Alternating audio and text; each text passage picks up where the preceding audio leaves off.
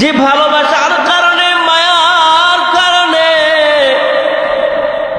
তোমাকে বারবার ডাকি বান্দা আয় বান্দা আয়, কিন্তু তারপরেও তোমাকে কিসে তোমাকে ধরে রাখে, কিসে তোমাকে বেঁধে রাখে?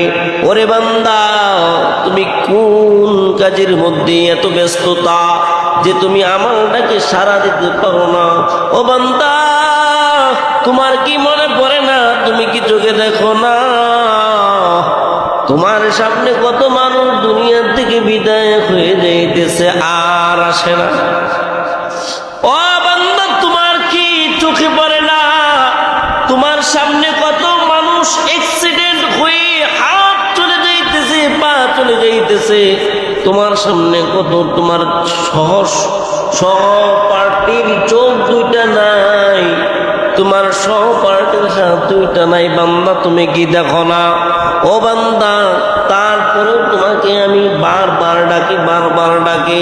আমি জানি তোমার শরীরের মধ্যে গুনাহ আর গুনাহ।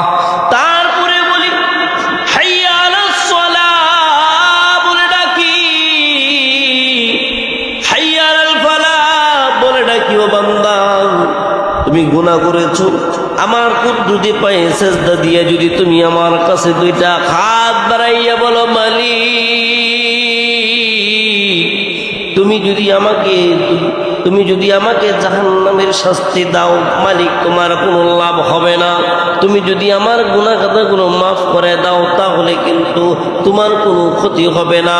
ও মালিক, তুমি আমাকে মাফ করে দাও, অন্যায় করে ফেলেছি। আল্লাহ বলেন, বান্দা, আমি তো এই মুহাব্বতটাই চাই। সন্তান অপরাধ করবে, বাবা জানবে, তারপরেও বারবার সন্তানের কাছে বাবা ফিরে যাবে আর বলবে, বাবা অন্যায় করো না, অন্যায়কে প্রশ্রয় দিও না, অন্যায় করা ভালো না, এটা সমাজের চোখের মধ্যেও খারাপ। আল্লাহ তোমার আমলনামার মধ্যে গুনাহ লিখবে। ও সন্তান, তুমি একদিন খাবা, আরেকদিন না খায়া থাকবা, তুমি অল্প কামাই করবা, তারপরেও তুমি অন্যায় কাজের মধ্যে যাবা না।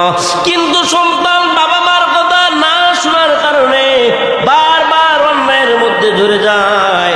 তারপরেও যখন আবার প্রশাসনের হাতের মধ্যে গ্রেফতার হয়ে যায়, প্রশাসন তাকে ধরে ফেলে, বাবা মা